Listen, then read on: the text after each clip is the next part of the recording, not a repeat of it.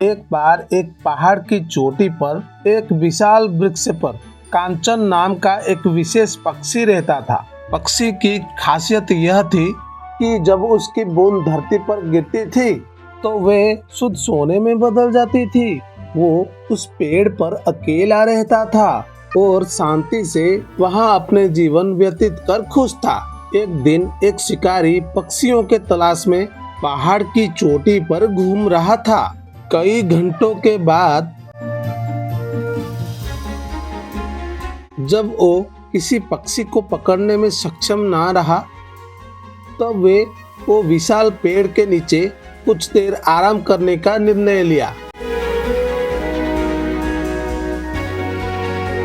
जिस पर कांचन रहता था।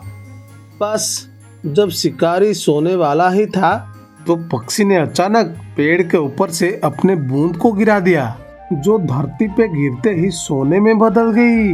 शिकारी के चेहरे के ठीक बगल में सोने का टुकड़ा गिरा और जब उसने देखा तो उसने चिड़िया की ओर देखा।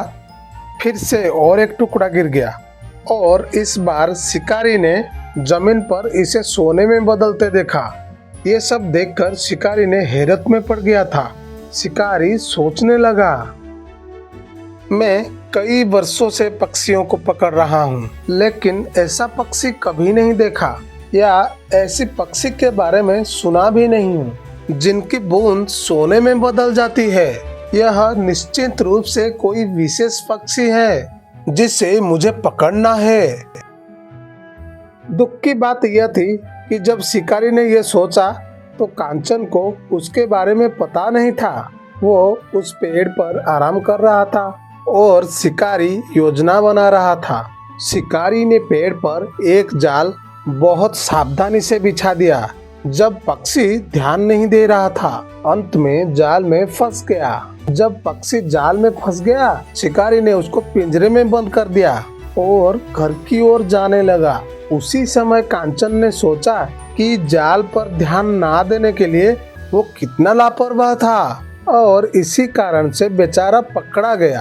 अपने घर जाते वक्त शिकारी ने सोचा, अगर मैं इस पक्षी को रखूंगा तो अमीर बन जाऊंगा और सभी को संदेह होगा कि कुछ तो गड़बड़ है।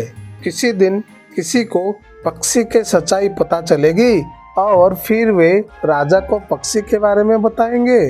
फिर मुझे इसे राजा को देना होगा। अगर मैं पक्षी को सीधे ही राजा के सामने पेश करता हूँ तो वे मुझे इस पक्षी के बदले कुछ कीमती चीज देंगे। ये मेरे लिए बेहतर काम करेगा। मैं अपना शेष जीवन राजा के दिए हुए वस्तु के सहारे जी सकता हूँ।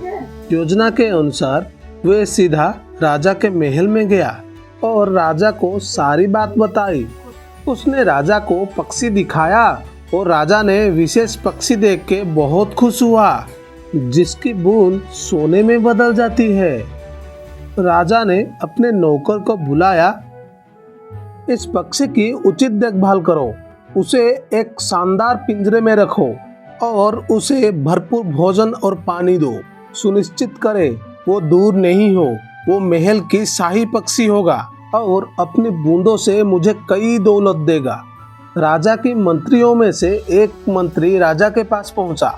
राजा जी, एक पक्षी के बूंदे सोने में कैसे बदल सकती है? ये तो असंभव है।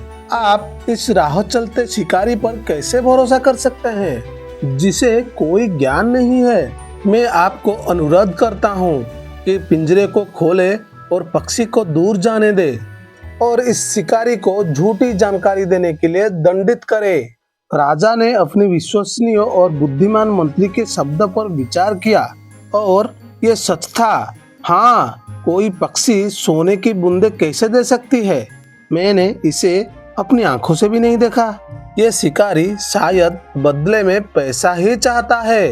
राजा ने पहरेदारों को शिकारी को गिरफ्तार और पक्षी को छोड़ने की आदेश दिया।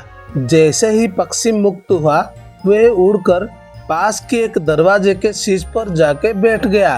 अचानक उसने अपनी बूंदों को गिराया जो सोने में बदल गई।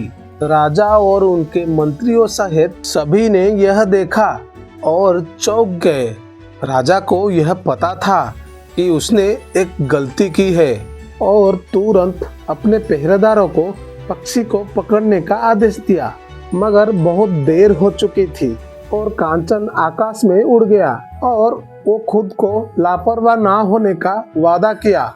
उसने दूसरे पहाड़ पर एक नए स्थान के लिए उड़ान भरी जहां उसे कोई भी ना पकड़ सके। तो दोस्तों, इस कहानी से हमें यही सीख मिलती है कि चाहे कुछ कितना भी असंभव लगे, हमें उसे पूरी तरह जांच करनी चाहिए।